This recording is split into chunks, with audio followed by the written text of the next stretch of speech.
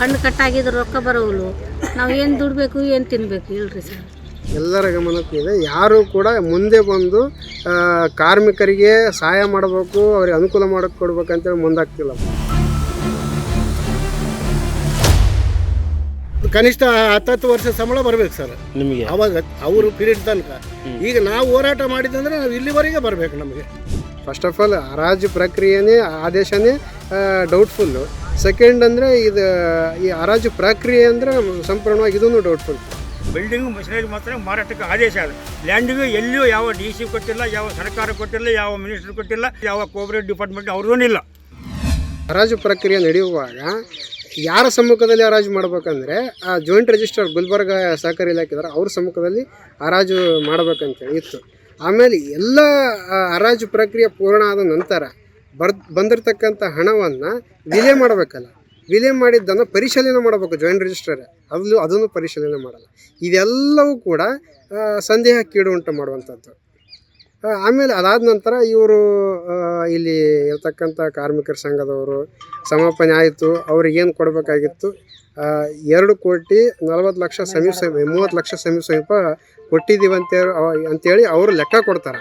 ಆದರೆ ಅದ್ರ ಪ್ರಕಾರ ನೋಡಿದರೆ 1,20,00,000 ಸಮಥಿಂಗು ಅವರು ಬಾಕಿ ವೇತನ ಕೊಟ್ಟಿದ್ವಿ. ಆಮೇಲೆ PF 40 ಲಕ್ಷ ಕಟ್ಟಿದ್ವಿ. ಆಮೇಲೆ ಗ್ರ್ಯಾಚ್ಯುಟಿ ಒಂದಿಷ್ಟು ಕೊಟ್ಟಿವಿ ಅಂತೇಳಿ ಹೇಳ್ತಾರೆ. ಆದರೆ ಇಲ್ಲಿ ಲೇಬರ್ಸ್ಗಳಿಗೆ ಯಾವುದು ಏನೂ ಕೊಟ್ಟಿಲ್ಲ. ನಾವು ಕೊಟ್ಟಿದ್ದಾರೆ ಅಂತೇಳಿ ಹೇಳ್ತಾರೆ. ಆದರೆ ಒಂದು 50,000 ಒಂದು 30,000 ಯಾವಲ್ಲಿ ಕೇಳಿದ್ರೆ ಸರ್ಟಿಫೈಡ್ ಕಾಪಿ ಇಲ್ಲ. ಅವಾಗ ಲೋಪದೋಷಕೊಂಡಾಗ ನೀವು DC ಹತ್ರ ಅಥವಾ ಮೇಲಾಧಿಕಾರಿ ಹತ್ರ ಗಮನಕ್ಕೆ ತರಬಹುದು. ಎಲ್ಲರ ಗಮನಕ್ಕೂ ಕೂಡ ಇದು ಇದೆ. ಎಲ್ಲರ ಗಮನಕ್ಕೂ ಇದೆ. ಯಾರು ಕೂಡ ಮುಂದೆ ಬಂದು ಕಾರ್ಮಿಕರಿಗೆ ಸಹಾಯ ಮಾಡಬೇಕು, ಅವ್ರಿಗೆ ಅನುಕೂಲ ಮಾಡೋಕ್ಕೆ ಕೊಡ್ಬೇಕಂತೇಳಿ ಮುಂದಾಗ್ತಿಲ್ಲ. ಆಮೇಲೆ ಇದು ಬಂಡವಾಳಶಾಹಿಗಳು, ಖಾಸಗಿ ಕಂಪ್ನಿಯವರ ಪ್ರಭಾವ, ಅನುಚಿತ ಪ್ರಭಾವ ಇರಬಹುದೇನೋ. ರಾಜಕೀಯ ಹತ್ರ ಕೂಡ ಹೋಗ್ಬೋದಿತ್ತಲ್ಲ, ಮಿನಿಸ್ಟರ್ ಹತ್ರ, ಇಲ್ಲಿ ಸ್ಥಳೀಯ MLA. ಏನಾಗುತ್ತಂದ್ರೆ ರಾಜಕಾರಣಿಗಳು ಸ್ವತಃ ನಮಗೆ ಇವ್ರು ಹೇಳಿದ್ದು, ಸಂಘಟನೆಯವರು ಹೇಳಿದ್ದು, ಕಾರ್ಮಿಕ ಸಂಘಟನೆಯವರು ರಾಜಕಾರಣಿಗಳ ಹತ್ರ ಹೋಗಿದ್ವಿ. ಒಬ್ಬ ರಾಜಕಾರಣಿ ನಮಗೆ ಸ್ವತಃ ಏನ್ರಿ ಇವ್ರು ರುದ್ರೇಗೌಡ ಅಂತೇಳಿ ಕಾರ್ಮಿಕ ಸಂಘಟನೆ ಅಧ್ಯಕ್ಷ, ಅವ್ರು ಹೇಳಿದ್ದು ಏನ್ರಿ ಗೌಡ್ರೆ ನಾನೇ ಕೊಂಡ್ಕೊಳ್ಬೇಕಂತ ಮಾಡಿದ್ದೇನೆ ಅದನ್ನ ಅಂತೇಳಿ. ಈ ರೀತಿ ಉಡಾಫೆ ಉತ್ತರಗಳನ್ನು ಕೊಡೋದು. ಇವರು ಹೋರಾಟ ಇನ್ನೂವರೆಗೂ ಕಂಟಿನ್ಯೂ ಆಗಿ ನಡೀತಾ ಇದೆ. ಇವಾಗ ನೀವು ಏನು ಸರ್ ಲೀಗಲ್ ಫೈಟ್ ಮಾಡ್ತೀರಾ? ನಮ್ಮ ಲೀಗಲ್ ಫೈಟು ಈಗಾಗಲೇ ನಾನು ಆ್ಯಸ್ ಆನ್ ಅಡ್ವೊಕೇಟು ಇವರು ನನ್ನ ಹತ್ರ ಬಂದಾಗ ಅದರ ಬಗ್ಗೆ ಸಂಪೂರ್ಣವಾಗಿ ಸ್ಟಡಿ ಮಾಡಿ, ತದನಂತರ ನಾನು ಇದಕ್ಕೆ ಸಂಬಂಧಪಟ್ಟಂತೆ ಲೂಪ್ ಹೋಲ್ಸ್ ಏನೇನು ಅದಾವ ಅವೆಲ್ಲವನ್ನು ಮೆನ್ಷನ್ ಮಾಡಿ ಒಂದು ಲೀಗಲ್ ನೋಟಿಸು ಖರೀದಿ ಮಾಡಿದಂಥ ಫಸ್ಟ್ ಪರ್ಚೇಸರ್ ಇದ್ದಾರೆ ಮೋಹಕ್ ಮರ್ಸೆಂಟೈಲ್ಸ್ ಅವರಿಗೊಂದು, ಆಮೇಲೆ ಬಸಂಟ್ ಟೆಕ್ಸ್ಟೈಲ್ ಅಂತೇಳಿ ಅವರಿಗೊಂದು, ಈಗ ಸದ್ಯ ಇರತಕ್ಕಂಥ ಮೋಹಿನಿ ಇನ್ಫಾರ್ ಪ್ರೈವೇಟ್ ಲಿಮಿಟೆಡ್ ಇವರಿಗೊಂದು ನೋಟಿಸ್ ಕಳಿಸಿ. ಇದರ ಜೊತೆಗೆ DC-ಗೊಂದು, ತಹಶೀಲ್ದಾರಿಗೊಂದು, ಆಮೇಲೆ ಜಾಯಿಂಟ್ ರಿಜಿಸ್ಟರಿಗೊಂದು, ಕೋಆಪರೇಟಿವ್ ಸಹಾಯಕ ನಿಬಂಧಕರು ಅವರಿಗೊಂದು, ಜಿಲ್ಲಾ ಉಪನಿಬಂಧಕರು ಅವರಿಗೊಂದು, ಆಮೇಲೆ ರೆವೆನ್ಯೂ ಮಿನಿಸ್ಟ್ರಿಗೊಂದು, ರೆವೆನ್ಯೂ ಸೆಕ್ರೆಟರಿ, ಆಮೇಲೆ CM ಸೆಕ್ರೆಟರಿ, ಪ್ರತಿಯೊಬ್ಬರು ಎಲ್ಲರಿಗೂ ಒಂದು ನೋಟಿಸ್ ಕಳಿಸಿದೆ. ಕ್ಲಿಯರ್ ಕಟ್ಟಾಗಿ ಏನೇನು ಲೂಪೋಲ್ಸ್ ಆಗಿದ್ದಾವೆ, ಅದು ಅಲ್ಲಿಂದ ಇಲ್ಲಿವರೆಗೆ ಏನೇನು ನಡೆದಿದೆ, ಇವ್ರ ಹೋರಾಟ ಎಲ್ಲಿವರೆಗೆ ಬಂದಿದೆ, ಇವ್ರಿಗೇನು ಕಾಂಪನ್ಸೇಷನ್ ಬರಬೇಕಾಗಿತ್ತು ಅದು ಬಂದಿಲ್ಲ, ಮುಂದೆ ಏನು ಮಾಡಬೇಕು ಅಂತೇಳಿ ನಿಮ್ಮ ಕಡೆಯಿಂದ ಏನಾಗುತ್ತೆ ಸಹಾಯ ಅಂತೇಳಿ ಅದನ್ನು ಹೇಳಿದ್ವಿ. ಇಷ್ಟೆಲ್ಲ ಆದಮೇಲೂ ಕೂಡ ಎಲ್ಲರ ನಾಲೆಜಿಗೆ ಇದ್ದರೂ ಕೂಡ ಎಲ್ಲರೂ ಸುಮ್ಮನಿದ್ದಾರೆ. ರೀಸನ್ ಏನಂದರೆ ಖಾಸಗಿ ಕಂಪ್ನಿಯವರು ಅವರ ಪ್ರಭಾವ ಒಂದು, ಆಮೇಲೆ ಯಾರ್ಯಾರು ಪ್ರಭಾವ ಒಂದಂದ್ರೆ ಹೆಂಗೆ ಏನು ಇವರು ಅವ್ರು ದುಡ್ಡು ಕೊಟ್ಟು ಖರೀದಿ ಮಾಡಬಹುದು, ನಾವು ಇರಬಹುದು ಅಂತ ಹೇಳ್ತೀವಿ. ನಾವಂತೂ ನೋಡಿಲ್ಲ. ಮತ್ತು ಇವರು ಇಷ್ಟು ವರ್ಷಗಳಿಂದ ಈ ಕಾರ್ಮಿಕರೆಲ್ಲ ಇಷ್ಟೆಲ್ಲ ಹೋರಾಟ ಮಾಡ್ತಿದ್ದಾರೆ ಅಂದರೆ ಅವರಿಗೆ ಏನಾದರೂ ಒಂದು ಆಗಬೇಕಾಗಿತ್ತು. ನೋಡ್ರಿ ಇಲ್ಲಿ ಸುಮಾರು 1 ಕೋಟಿ ಸಮೀಪ ಫೌಂಡೇಶನ್ ಕಡೆಯಿಂದ ಒಂದು PF ಅಮೌಂಟು ಇದರಲ್ಲಿ PF ಕಮಿಷನ್ ಆಫೀಸಲ್ಲಿ ಆ್ಯಸ್ ಇಟ್ ಈಸ್ ಹಾಗೇ ಇದೆ. ಮಾರ್ಕೆಟಿಂಗ್ ಫೌಂಡೇಶನ್ ಕಡೆ ಆ್ಯಸ್ ಇಟ್ ಈಸ್ ಹಾಗೇ ಇದೆ. ಆ ಅಮೌಂಟನ್ನು ಅಟ್ಲೀಸ್ಟ್ ಆ ಅಮೌಂಟ್ ಆದರೂ ಕಾರ್ಮಿಕರಿಗೆ ಕೊಡಿಸ್ಬೇಕಾಗಿತ್ತು. ಡಿಸ್ಟ್ರಿಕ್ಟ್ ಕೋಆಪರೇಟಿವ್ ಸೊಸೈಟಿ ಆಫೀಸ್ ಅವರು ಇಲ್ಲಿವರೆಗೆ ಅದಕ್ಕೆ ಸಂಬಂಧಪಟ್ಟಂತೆ ಯಾವುದೇ ರೀತಿಯ ಕ್ರಮಕ್ಕೆ ಮುಂದಾಗ್ತಾರೆ ಇಲ್ಲ ಸರ್. ಸುಮಾರು ಕಂಟಿನ್ಯೂ ಆಗಿ ಇವರು ಕಾರ್ಮಿಕ ಸಂಘಟನೆ ಅಧ್ಯಕ್ಷರು ಕಾರ್ಮಿಕರನ್ನ ಕರ್ಕೊಂಡು ಡೈಲಿ ಪ್ರತಿದಿನ ಆಫೀಸಿಗೆ ಓಡಾಡ್ತಿದ್ದಾರೆ. ಅಟ್ಲೀಸ್ಟ್ ಆ 1 ಕೋಟಿ ಅಮೌಂಟು ಯಾರ್ಯಾರಿಗೆ 20,000 ಬರಬೇಕು, 50,000 ಬರಬೇಕು, 1,00,000 ಬರಬೇಕು, 2 ಲಕ್ಷ ಬರಬೇಕು, ಯಾರ್ಯಾರಿಗೆ ಎಷ್ಟೆಷ್ಟು ಬರಬೇಕು ಅದನ್ನಾದರೂ ಡಿಸ್ಬರ್ಸ್ಮೆಂಟ್ ಮಾಡಬೇಕಾಗಿಲ್ಲ. ಅದನ್ನು ಮಾಡಿಲ್ಲ. ನಾವು ಇಲ್ಲಿ ದಾರದ ಮಿಲ್ನಾಗ ಕೆಲಸ ಮಾಡ್ತಿದ್ದೀವಿ. ಈಗ ಬಂದಾಗ್ಯದ ನಮ್ಗೆ ರೊಕ್ಕ, ಇದು ಸ್ಯಾಲ್ರಿ ಕಟ್ಟಾಗಿದ್ದು ಬರೋವಲ್ದು, ಫಂಡ್ ಕಟ್ಟಾಗಿದ್ದು ರೊಕ್ಕ ಬರೋವಲ್ಲು. ನಾವು ಏನು ದುಡ್ಬೇಕು ಏನು ತಿನ್ನಬೇಕು ಹೇಳ್ರಿ ಸರ್. 20 ವರ್ಷ ಆಯಿತು. ಈಗ ಎಷ್ಟು ವರ್ಷ ಕೆಲಸ ಮಾಡಿದ್ರಮ್ಮ ನೀವು ಇಲ್ಲಿ? 2 ವರ್ಷ ಆಗಿತ್ತು ಮಾಡಕ್ಕೆ. 2 ವರ್ಷ ಆಗಿತ್ತು. ಎಷ್ಟು ಕೊಡ್ಬೇಕು ನಿಮಗೆ ಸಂಬಳ ಅವರು? ಸಂಬಳ ಕೊಡಬೇಕು, ಅದು ಏನಂತಾರ ಪಿ ಎಸ್ ಕಟ್ಟಾಗಿದ್ದು ರೊಕ್ಕ ಕೊಡಬೇಕು. ಅವ್ರ ರೊಕ್ಕ ಇಲ್ಲ, ಇದೇನು ಚಾಲ ಆತದ ಅಂತ ಬಂದ್ ಮಾಡಿ ಹೋಗ್ಬಿಟ್ರು. ನಿಮ್ಗೆ ಭರೋಸೆ ಇದೆನಾ ಮತ್ತೆ ಚಾಲು ಆಗುತ್ತೆ ಅಂತ ಇದು? ಚಾಲ ಆತದ ಅಂತ ಯಾವ ಭರೋಸೆ? ಫಂಡ್ ರೊಕ್ಕ ಫಂಡ್ ರೊಕ್ಕನ ಕಟ್ಟ, ಅದು ಪಿ ಎಸ್ ಕಟ್ಟಾಗಿದ್ರು ರೊಕ್ಕನ ಬರೋಲ್ದು, ಪಿ ಎಸ್ ರೊಕ್ಕ ಬರೋಲ್ದು. ಅಂದ್ರೆ ಪೇಮೆಂಟ್ 800 ಇಲ್ಲ, ನಾವು ಚಾಲು ಮಾಡ್ತೀವಿ ಅಂತ ಅನ್ನಕತ್ತಾರ ಅವರು. ಏನು ಚಾಲು ಮಾಡ್ತಾರೆ? 20-30 ವರ್ಷ ಆಯಿತು. ಏನು ಚಾಲು ಮಾಡ್ತಾರೆ? ಎಲ್ಲ ಮಾಡಲ್ಲ, ಚಾಲು ಎಲ್ಲಿ ಮಾಡ್ತಾರೆ? ಅದು ಏನಾರ ಮೀಟಿಂಗ್ ಇದ್ರೆ ಹೊರಗೆ ಮಾಡ್ತಾರೆ, ಹೋಗ್ತಾರೆ. ಇವಾಗ ಎಷ್ಟು ಜನ ಇಲ್ಲಿ ಮಹಿಳೆಯರು ಕೆಲಸ ಮಾಡ್ತಿದ್ರು? 50 ಹಂಗೆ ಯಾರ ಎರ್ಮರಸ್, ದಂಡು, ಯಗ್ನೂರು, ಕುಕ್ನೂರು ಹೆಣ್ಮಕ್ಳು ಒಂದು 50 ಜನ ಮಾಡ್ತಿದ್ರಾ? 50 ಜಾಸ್ತಿ ಯಾರ. 50 ಜನ ಕೂಡ ಪೇಮೆಂಟ್ ಕೊಡಬೇಕು. ದಾರ ಮಿಲ್ಲಾಗ ಅದು ದಾರ ಮಾಡ್ತಿದ್ದೀವಿ. ಅದೇ ಎಷ್ಟು ಜನ ಕೊಡಬೇಕು? ಓಸ್ ಮಂದಿಗೆ ಕೊಡಬೇಕು. ಬಂದಾಗ ಆಯ್ತು ಚಾಲ ಆತದ ಬಂದ್ ಮಾಡ್ಕೊಂಡ್ರೆ ಒಳಗೊಳಗೆ ಓಸ್ ಮಾಡ್ಕೊಂಡ್ರೆ ಹೋಗ್ಯಾರ. ಯಾರಿಗೆ ಕೇಳ್ಬೇಕು ನಾವು? ಇದು ರುದ್ರಗೌಡಗೆ ಕೇಳ್ತೀವಿ. ಯಾರಿದ್ರು ಅವಾಗ ಎಮ್ ಡಿ? ತಿಂಗಳ ಇಷ್ಟು ರೊಕ್ಕ ತೊಗೊತಿದ್ವಿ, ಓದ್ತಿದ್ವಿ, ಪೇಮೆಂಟ್ ಆತಿತ್ತು, ತಿಂಗಳ ಆತಿತ್ತು. ಬೇಸ್ 2 ವರ್ಷ ಹಂಗೆ ಮಾಡಿದ್ವಿ. ನಮ್ಮ ಮನೆಯವರು ಮಾಡ್ಯಾರ, ಬಂದಾಗ ನಮ್ಮ ಮೈದನ ಮಾಡ್ಯಾನ, ನಮ್ಮ ಭಾವ ಮಾಡ್ಯಾನ, ಎಲ್ಲರೂ ಮಾಡೀವಿ. ನಮ್ಮ ಮಾವ ಮಾಡ್ಯಾನ. 1.5 ರೂಪಾಯಿಲಿಂತ ದುಡಿಯಕತ್ತೈತಿ ನಮ್ಮ ಮಾವ. 1.5 ರೂಪಾಯಿಲಿಂತ ನಮ್ಮ ಮಾವ. ಕನಿಷ್ಠ 10 ವರ್ಷ ಸಂಬಳ ಬರ್ಬೇಕು ಸರ್ ನಿಮಗೆ ಅವಾಗ ಅವರು ಪೀರಿಯಡ್ ತನಕ. ಈಗ ನಾವು ಹೋರಾಟ ಮಾಡಿದಂದ್ರೆ ನಾವು ಇಲ್ಲಿವರೆಗೆ ಬರಬೇಕು ನಮಗೆ. ಯಾಕಂದರೆ ನಾವು ಹೋರಾಟ ಮಾಡಿ ಸರ್ ಇದ್ದಿದ್ದು ಇದು ಇರಲಾರ್ದು ಎಲ್ಲ ಮಾರ್ಕೊಂಡು ಸಾಲ ಮಾಡ್ಕೊಂಡಿವಿ. ಸಾಲ ತೀರಿಸಲಿಲ್ಲ ಅಂದರೆ ಇಲ್ಲಿ ಮಿಲ್ಲಿನಿಂದ ಉರ್ಲಾಕೋಬೇಕು, ಸಾಯ್ಬೇಕು ಅಷ್ಟೇ. ಸಾಲಗಾರ ಬಿಡ್ತಾರ? ಸಾಲಗಾರ ಕೊಟ್ಟಿರೋರು ಹೆಂಗೆ ಬಿಡ್ತಾರೆ ಸರ್? ನಮಗೆ ಅವ್ರ ಹತ್ರ ತೊಗೊಂಡಿವಿ, ನಾವು ಬದುಕೋ ಸಲುವಾಗಿ ಅವ್ರ ಹತ್ರ ತೊಗೊಂಡಿವಿ. ಅವರೇನು ನಮಗೆ ಬಡ್ಡಿ ಕೊಡ್ಲಿಕ್ಕೆ ಕೊಡಲಿಲ್ಲಪ್ಪ, ಗಂಟು ತೊಗೊಂಡಿದ್ದಲ್ಲ ಗಂಟು ಕೊಡು, ಇದ್ದು ಬದ್ದು ಏನೋ ಸ್ವಲ್ಪ ಚೂರು ಬಂಗಾರ ಇಟ್ಕೊಂಡಿದ್ದೀವಿ, ಮದುವೆ ಕೊಟ್ಟಿದ್ವು ಅವು ಅಂತ ಅವನು ಮಾರ್ಕೊಂಡಿವಿ. ಈಗ ಮಕ್ಕಳು ಏನಂತಾರೆ, ಎಲ್ಲ ಇದ್ದಿದ್ದೆಲ್ಲ ಮಾರೀರಿ, ನಮಗೇನು ಮಾಡೀರಿ ಅಂತ ಕೇಳ್ತಾರೆ. ಅದಕ್ಕೆ ಉತ್ತರ ಕೊಡೋಕ್ಕಿಲ್ಲ ನಮಗೆ. ಈಗ ಅದಕ್ಕೆ ನಾವೇನಿಲ್ಲ ಸರ್. ಇದಕ್ಕೆ ಎಲ್ಲೆಲ್ಲಿ ಹೋರಾಟ ಮಾಡಿದ್ರಿ ನೀವು? ನಾವು ಇಲ್ಲಿ ಓಡಾಟ ಮಾಡಿದ್ವಿ. ಆ ಗುಲ್ಬರ್ಗ ಅವಾಗ ಲೇಬರ್ ಆಫೀಸ್ ಅಲ್ಲಿತ್ತು ಸರ್, ಪಿ.ಎಫ್ ಆಫೀಸ್ ಅಲ್ಲಿತ್ತು, ಅಲ್ಲಿವರೆಗೆ ಹೋಗಿ ಬಂದೀವಿ. ಬೆಂಗಳೂರಿಗಂತೂ ಈಗ ಮೇಲೆ ಬಂದ ಮೇಲೆ ಒಂದು 10 ಸಲ ಹೋಗಿ ಬಂದೀವಿ ಸರ್. ಕೋಆಪ್ರೇಟ್ ಆಫೀಸಿನಾಗ ಹೋದರೆ ಇವತ್ತಿನವರೆಗೂ ಮಿಲ್ ಚಾಲ ಅದ ಅಂತ ಹೇಳಿದ್ದಾರೆ ಸರ್. ಹೋದ ವರ್ಷ ಇವತ್ತಿನವರೆಗೂ ಮಿಲ್ ಚಾಲ ಅದ. ಯಾರು ಹೇಳ್ಯಾರ ಮಿಲ್ ಬಂದಾಗ್ಯದ ಅಂತೇಳಿ, ಮಿಲ್ ಮಾರಾಟ ಆಗ್ಯದ ಅಂತ ಯಾರು ಹೇಳ್ಯಾರ? ಇವತ್ತಿನವರೆಗೂ ಮಿಲ್ಲಿ ರನ್ನಿಂಗ್ ಆದ, ನಮ್ಮ ರೆಕಾರ್ಡ್ನಲ್ಲಿ ರನ್ನಿಂಗ್ ಆದ ಅಂತ ಹೇಳಿದ್ದಾರೆ. ಈಗ ಅವರಿಗೆ ಅಷ್ಟು ದೊಡ್ಡ ಸರ್ಕಾರಕ್ಕೆ ಗೊತ್ತಿರಲಾರ್ದಂಗೆ ಇಲ್ಲಿ ಈ ರೀತಿ ತೀರ್ಮಾನ ಆಗ್ಯದಂದರೆ ಇನ್ನು ನಾವು ಇಲ್ಲಿ ಇರೋರಿಗೆ ನಮ್ಮ ಕಣ್ಣಾಗ ಮಣ್ಣು ಹಾಕೋದು ಎಷ್ಟೊತ್ತರಿ? ಶಕ್ತಿ ಯೋಜನೆಯಡಿ ಮಹಿಳೆಯರು ಇಂದು ಹಣದ ಹಂಗಿಲ್ಲದೆ ಸಂಚರಿಸುತ್ತಿದ್ದಾರೆ. ಸಂಕೋಚದ ಬೇಲಿ ಸರಿಸಿ 668 ಕೋಟಿಗೂ ಅಧಿಕ ಉಚಿತ ಪ್ರಯಾಣದ ಮೂಲಕ ಇತಿಹಾಸ ಬರೆದಿದ್ದಾರೆ. ಇದು ಸಾರಿಗೆ ಸಂಸ್ಥೆಗಳ ಆದಾಯ ಹೆಚ್ಚಿಸಿರುವುದಲ್ಲದೆ ದೇಶದಾದ್ಯಂತ ಮಹಿಳಾ ಸಬಲೀಕರಣದ ಸಂದೇಶ ಸಾರಿದೆ. ನಾವು ನುಡಿದಂತೆ ನಡೆದಿದ್ದೇವೆ, ನಿಮ್ಮ ಪ್ರೀತಿ ವಿಶ್ವಾಸವನ್ನ ಉಳಿಸಿಕೊಂಡಿದ್ದೇವೆ. ಗ್ಯಾರಂಟಿ ಸರ್ಕಾರಕ್ಕೆ 1000 ದಿನಗಳು, ನನಸಾಗಿದೆ ಕೋಟಿ ಕನಸುಗಳು. ಇದಾದ ನಂತರ 8 ತಿಂಗಳಾದ ನಂತರ ಅದು ಏನು ಮಾಡಿಬಿಟ್ಟ, ಇದನ್ನ ಆದೇಶ ಇವರು ಶಿಲ್ಪಾದವ್ರು ಅಂತೇಳಿ ಆದೇಶ ಹಾಕಿಬಿಟ್ಟದು. 40 ಎಕರೆ ಲ್ಯಾಂಡ್ ಏನಿತ್ತಲ್ಲ ಅವ್ರಿಗೆ ಶಿಲ್ಪಾದವರಿಗೆ ಇದು ಮಾಡಿ ಅಂತೇಳಿ ಈಗ ತಹಸೀಲ್ದಾರನೂ ಆದೇಶ ಆದರು, ಇದು ಗೌರ್ಮೆಂಟ್ ಲ್ಯಾಂಡ್ ಅಂತೇಳಿ. ಎ ಸಿ ಅವ್ರಿಗೂ ಆದೇಶ ಹಾಕ್ಯಾರ. ಈಗ ಎ ಸಿ ಆದೇಶ ಮಾಡಿದ್ರೆ ಅದನ್ನು ಕಟ್ ಮಾಡೋಕ್ಕೆ ಎ ಸಿ ಅವ್ರಿಗೆ ಇಲ್ಲರಿ.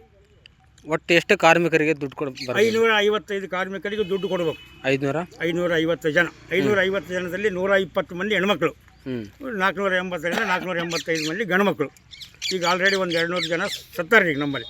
ಇಷ್ಟೆಲ್ಲ ನಾವು ಎಲ್ಲ ದುಡ್ಡು ಎಷ್ಟು ಬರಬೇಕು ಟೋಟಲಿ? ದುಡ್ಡು ನಮ್ಮದು ಅವಾಗ ನಾವು ಕೊಟ್ಟ ಪ್ರಕಾರ ಅಂದರೆ 10 ಕೋಟಿ ರೂಪಾಯಿ ಇತ್ತು ಮಿನಿಮಮ್.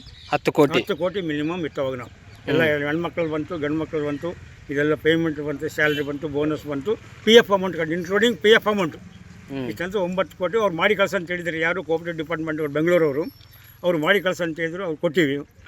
97ರಲ್ಲಿ ಮುಚ್ಚಿ ಹೋಗಿತ್ತಲ್ಲ ಇದು, ಅವಾಗ ನೀವು ಯಾಕೆ ಇದು ಕೇಳಿದ್ರ ಎಲ್ಲ ಸಂಬಳ? ಯಾರಿಲ್ಲರಿ ಮಿಲ್ಲೇ ಬಂದಾಗ ಯಾರು ಬರೀ ಬಂದು ಇಲ್ಲಿ ಅರಣ್ಯ ರೋದನ ಆಗ್ತಿತ್ತು ನಮ್ಮದು. ಇಲ್ಲಿ ಬಂದಾಗ ಯಾರು ಕಾಯೋರಿಲ್ಲ, ಯಾರಿಲ್ಲ, ಓನ್ಲಿ ಒಬ್ಬ ವಾಚ್ಮನ್.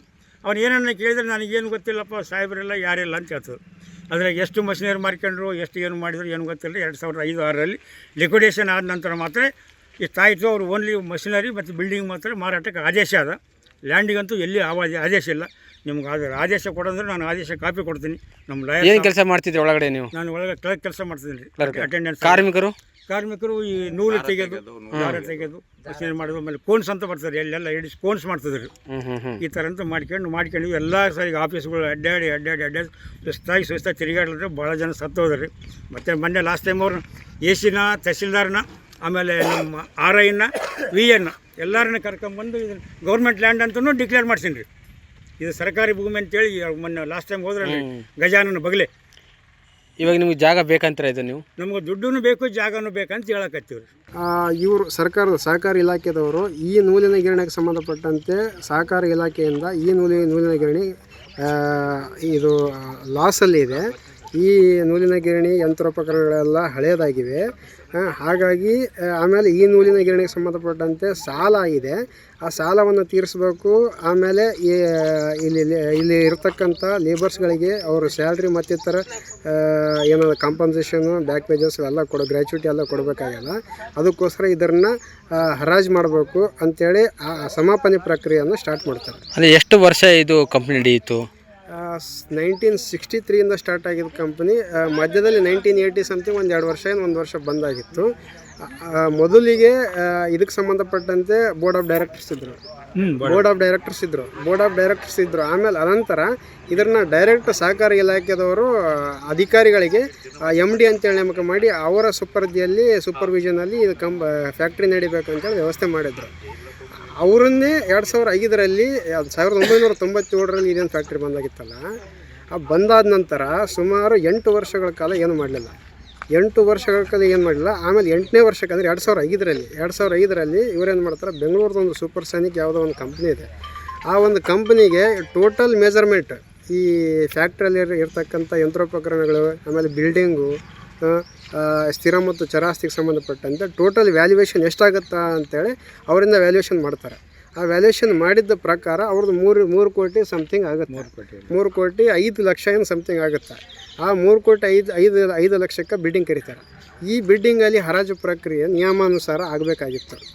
ಆಮೇಲೆ ಇನ್ನೊಂದು ಹೇಳ್ಬೇಕಂದ್ರೆ ಸಹಕಾರ ಇಲಾಖೆಯದವರ ಅಧೀನ ಕಾರ್ಯದರ್ಶಿ ಅವರಿಂದ ಆದೇಶಗೊಳಪಡ್ತದೆ ಸಮಾಪನಾಧಿಕಾರಿ ಅವರಿಗೆ. ಅಂದರೆ ಇಲ್ಲಿರ್ತಕ್ಕಂಥ MDR ದೇವದಾಸರನವರು ಸಹಕಾರ ಇಲಾಖೆ ಉಪನಿಬಂಧಕರಾಗಿದ್ದರು. ಅವರಿಗೆ ನಿರ್ದೇಶನ ಆಗ್ತದೆ ಏನಂದರೆ ಇದನ್ನು ಸಮಾಪನೆಗೊಳಿಸ್ಬೇಕು ಅಂತೇಳಿ. ಡೈರೆಕ್ಟಾಗಿ ಸರ್ಕಾರದಿಂದ ಅಂದರೆ ಮುಖ್ಯಮಂತ್ರಿ ಕಡೆಯಿಂದ ಅಥವಾ ರಾಜ್ಯಪಾಲರ ಕಡೆಯಿಂದ ಯಾವುದೇ ಆದೇಶ ಆಗಲ್ಲ. ಆ ಇಲಾಖೆಯ ಅಧೀನ ಕಾರ್ಯದರ್ಶಿಯಿಂದ ಆದೇಶ ಆಗುತ್ತೆ. ಅಂದರೆ ಇದೆಲ್ಲ ಪ್ರಕ್ರಿಯೆ ಏನಂದರೆ ಸ್ವಲ್ಪ ಡೌಟ್ಫುಲ್ಲು, ಅನುಮಾನಕ್ಕೀಡುಂಟು ಮಾಡುವಂಥದ್ದು. ಇದರಲ್ಲಿ ಏನಾಗುತ್ತಂದರೆ ಹರಾಜು ಪ್ರಕ್ರಿಯೆಯಲ್ಲಿ ನಿಯಮಾನುಸಾರ ಮಾಡಬೇಕಾಗಿತ್ತು. ಇದರ ವ್ಯಾಲ್ಯೂಯೇಷನ್ ಆಮೇಲೆ ಇಲ್ಲಿರ್ತಕ್ಕಂಥ ಕಂದಾಯ ಇಲಾಖೆಯ ಅಧಿಕಾರಿಗಳಿಂದ ಇದ್ರ ವ್ಯಾಲ್ಯೂಯೇಷನ್ ಸರಿಯಾಗಿ ಇದೆಯೋ ಅಥವಾ ಇಲ್ಲವೋ ಎಂಬುದನ್ನು ಖಚಿತಪಡಿಸ್ಕೊಂಡು ಆನಂತರ ಈ ವ್ಯಾಲ್ಯೂಯೇಷನ್ ಪ್ರಕಾರನೇ ಹರಾಜು ಮಾಡ್ಬೇಕಂತ ಒಂದಿತ್ತು. ಫಸ್ಟ್ ಆಫ್ ಆಲ್ ಹರಾಜು ಪ್ರಕ್ರಿಯೆನೇ ಆದೇಶನೇ ಡೌಟ್ಫುಲ್ಲು. ಸೆಕೆಂಡ್ ಅಂದರೆ ಈ ಹರಾಜು ಪ್ರಕ್ರಿಯೆ ಅಂದರೆ ಸಂಪೂರ್ಣವಾಗಿ ಇದನ್ನು ಡೌಟ್ಫುಲ್ ಕೂಡ. ಎಲ್ಲ ಇಲ್ಲಿ ಏನಾಗಿದೆ ಅಂದರೆ ಇಲ್ಲಿ ದುಡ್ದಿರೋರು ಅವ್ರ ಯಜಮಾನರು ಮಕ್ಕಳು ಅವ್ರ ಹೆಣ್ಮಕ್ಳೆಲ್ಲ ಇವತ್ತು ಅವ್ರು ಗಂಡನವ್ರು ದುಡ್ದಿದ್ದು ಏನು ಆಸೆವಾದ ಇಟ್ಕೊಂಡು ಕುಂತಾರೆ. ಅವರು ಇವತ್ತು ಬರ್ತಾರೆ ನಮ್ಮ ಮನೆ. ಯಾರಿದ್ರು ಅವಾಗ MD ಕಂಪ್ನಿದು ಮಾರಾಟ ಆಗುವಾಗ ನೀವು ಕೆಲಸ ಮಾಡುವಾಗ? ನಾವು ಕೆಲಸ ಮಾಡುವಾಗ T ಆಂಜನೇಯ ಅಂತ ಇದ್ರು ಸರ್. 97ರಲ್ಲಿ T ಆಂಜನೇಯ ಅಂತ ಹೇಳಿದ್ರು. ಅವ್ರು ಆಮೇಲೆ ರಂಗನಾಥ್ ಕಲ್ವಾಡಿ ಅಂತ DC ಇದ್ದರು. ಅವರು DC ಅವ್ರಿಗೂ ಅವರ ಅಧ್ಯಕ್ಷರು ಅವ್ರಿಗೆ DC ಅವರಿಗೆ ಕನ್ಸರ್ಟ್ ಇರಲಾರ್ದಂಗೆ ಮಾಡಿದ್ರು ಸರ್. T ಆಂಜನೇಯ ಅಂತ ಮೈಸೂರಿನವರವರು. ಅವರಾದಮೇಲೆ ಕೋಆಪರೇಟಿವ್ ಡಿಪಾರ್ಟ್ಮೆಂಟ್ ರಾಮಕೃಷ್ಣ ರೆಡ್ಡಿ ಅಂತ ಬಂದರು ಸರ್. ಅವರು ರಾಮಕೃಷ್ಣ ರೆಡ್ಡಿ ಬಂದಮೇಲೆ 1 ವರ್ಷ ನಡೆಸಿದ್ರು ಸರ್.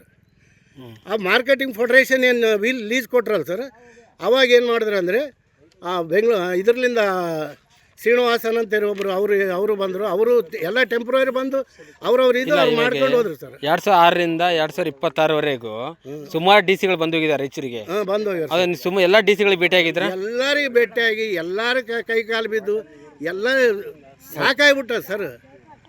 ಎಲ್ಲ DCಗಳು ಹೋದ್ರೆ ಏನಂತಿದ್ರು, ಏನಪ್ಪ ಸಮಸ್ಯೆ ಹಿಂಗಿದೆ ಸರ್ ನಮ್ಮದು, ಹಿಂಗೆ ಆಯ್ತಪ್ಪ ನಾನು ಮಾತಾಡ್ತೀನಿ.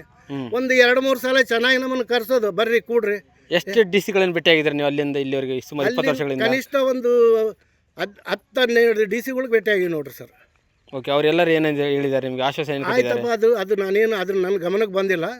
ಅದು ಏನಾದರೂ ನಾನು ಕರೆಸಿ ಇದು ಮಾಡಿ ನಮ್ಮ ಪಿ ಎ ಕರೆಸಿ ಅದೇನಾದರೂ ನೋಡ್ತೀನಿ, ನೋಡಿ ನಿಮಗೆ ಇಷ್ಟು ದಿವಸ ಟೈಮ್ ತಗೋರಿ, ಒಂದು 15 ದಿವಸ ಟೈಮು 10 ದಿವಸ ಟೈಮು, ಅದಾದಮೇಲೆ ಓದ್ಕೊಳ್ಳೆ ಆಯ್ತಪ್ಪ ತರಿಸಿದ್ದೀನಿ, ನಾನು ನೋಡಿದ ಮೇಲೆ ನಿಮಗೆ ಹೇಳ್ತೀನಿ. ಅದೇ ರೀತಿ ಅವ್ರು ಇರೋ ತನಕ ಆ ರೀತಿ ಹೇಳಿದ್ರು, ಒಬ್ಬೊಬ್ಬರು ಹೋಗ್ಬಿಟ್ರು. ಇವನು 2005ರಲ್ಲಿ ಲಿಕ್ವಿಡೇಷನ್ ಮಾಡಿದಾಗ ಎ ಸಿ ಅವರಾಗಲಿ ಡಿ ಸಿ ಅವರಾಗಲಿ ಸರ್ಕಾರದ ಆದೇಶ ಏನಾದ ಮಿಲ್ಲು ಬಂದಿದ್ದರ ಸಲುವಾಗಿ ಓನ್ಲಿ ಮಷೀನು ಮತ್ತು ಬಿಲ್ಡಿಂಗ್ ಮಾತ್ರ ಮಾರಾಟಕ್ಕೆ ಆದೇಶ ಅದು. ಯಾರು ಎ ಸಿ ಅವರು ಮಂಜುನಾಥ್ ಅಂತಿದ್ರು ಅವರು. ಬಿಲ್ಡಿಂಗು ಮಷಿನರಿ ಮಾತ್ರ ಮಾರಾಟಕ್ಕೆ ಆದೇಶ ಅದು. ಲ್ಯಾಂಡಿಗೂ ಎಲ್ಲಿಯೂ ಯಾವ ಡಿ ಸಿ ಕೊಟ್ಟಿಲ್ಲ, ಯಾವ ಸರ್ಕಾರ ಕೊಟ್ಟಿಲ್ಲ, ಯಾವ ಮಿನಿಸ್ಟ್ರು ಕೊಟ್ಟಿಲ್ಲ, ಯಾವ CM ಪರ್ಮಿಷನ್ ಇಲ್ಲ, ಯಾವ ಕೋಆಪರೇಟಿವ್ ಡಿಪಾರ್ಟ್ಮೆಂಟ್ ಅವ್ರದ್ದೂ ಇಲ್ಲ. ಇಷ್ಟೆಲ್ಲ ಮಾಡ್ಕೊಂಡು ನಾವು ಇವತ್ತು ಬರ್ತಾರೆ, ನಾಳೆ ಕೊಡ್ತಾರೆ, ಇವತ್ತು ಕೊಡ್ತಾರೆ ಅಂತ 2015-16ರಿಂದ ದೊಡ್ಡ ಹೋರಾಟ ಮಾಡಿದ್ವಿ. 2 ಸಲ ಮೀಡಿಯಾದವ್ರನ್ನ ಕರೆಸಿದ್ವಿ. ಆಮೇಲೆ CM ಅವ್ರದ್ದು ಆದೇಶ, CN ರಘುನಾಥನ್ ಅಂತೇಳಿ ಅವರು ಪ್ರೈವೇಟ್ ಸೆಕ್ರೆಟರಿ ಇದ್ದರು, ಅವರು ಇವ್ರದ್ದು ಏನಾದ ಕ್ಲೈಮ್ ಮಾಡ್ರಿ ಅಂತ ಹೇಳಿ ಅವರು ಕಳಿಸಿದರು. ಆಮೇಲೆ ಬೈರೇಗೌಡ ಕಳಿಸಿದ, ಆಮೇಲೆ DK ಶಿವಕುಮಾರ್ ಅವರು ಕಳಿಸಿದರು, ಕೋಆಪರೇಟಿವ್ ಡಿಪಾರ್ಟ್ಮೆಂಟವರು ಕಳಿಸಿದರು. ಯಾರು ಕಳಿಸಿದ್ರು ಡಿ ಸಿ ಅವರು ಏನು ಮಾಡಿದ್ರು, ಯಾವುದೇ ಲೆಟ್ರ್ ಬರಲಿ ಹಾಕಬೇಕು, ಒಳಗೆ ಹಾಕಬೇಕು, ಕಸದ ಪುಟ್ಟಿಯಲ್ಲಿ ಹಾಕಬೇಕು, ಈ ಥರ ಮಾಡಿದರು. ಅದಾದ ನಂತರ 2022ರಲ್ಲಿ ನಮ್ಮ ಇವರು ಚಂದ್ರಶೇಖರ್ ಅವರು ಡಿ ಸಿ ಅವರಾಗಿ ಬಂದರು. ಅವರು ಬಂದ ಮೇಲೆ ನಾವು ಒಂದು 15 ದಿನ ಅಡ್ಡಾಡಿದ್ವಿ. ಅವ್ರು ಏನು ಹೇಳಿದ್ರು, ಒಂದೇ ಮಾತು ಹೇಳಿದ್ರು ಅವರು, ಯಜಮಾನ ನೀನು ಬರಬೇಡ, ನನಗೆ ಒಂದು ಅರ್ಜಿ ಕೊಡು, ಅವನು ಯಾವನು ತಗೊಂಡನ, ಶಿಲ್ಪದವನು ತಗೊಂಡನೋ, ಬಸವನ್ ಟೆಕ್ಸ್ಟೈಲ್ ತಗೊಂಡವನು ಯಾವನು ತಗೊಂಡನೋ, ನಾನು 1 ತಿಂಗಳದಾಗ ಮುಟ್ಟುಗೋಲು ಹಾಕ್ತೀನಿ, ನಿಮಗೇನು ಬರ್ತಕ್ಕಂಥದ್ದಾದ ನಾನು ಕೊಡಿಸ್ತೀನಿ ಅಂತೇಳಿ ಅವ್ರು ಆಶ್ವಾಸನೆ ಕೊಟ್ಟರು. ಯಾರು? ಚಂದ್ರಶೇಖರ್ DC. ಮತ್ತಷ್ಟು ವಿಶೇಷ ವಿಡಿಯೋಗಳನ್ನು ನೋಡಲು ಮತ್ತು ಹೊಸ ವಿಡಿಯೋಗಳ ಬಗ್ಗೆ ತಿಳಿಯಲು ಈ ದಿನ .com ಯೂಟ್ಯೂಬ್ ಚಾನೆಲ್ ಸಬ್ಸ್ಕ್ರೈಬ್ ಮಾಡಿ ಮತ್ತು ಬೆಲ್ ಐಕಾನ್ ಕ್ಲಿಕ್ ಮಾಡಿ.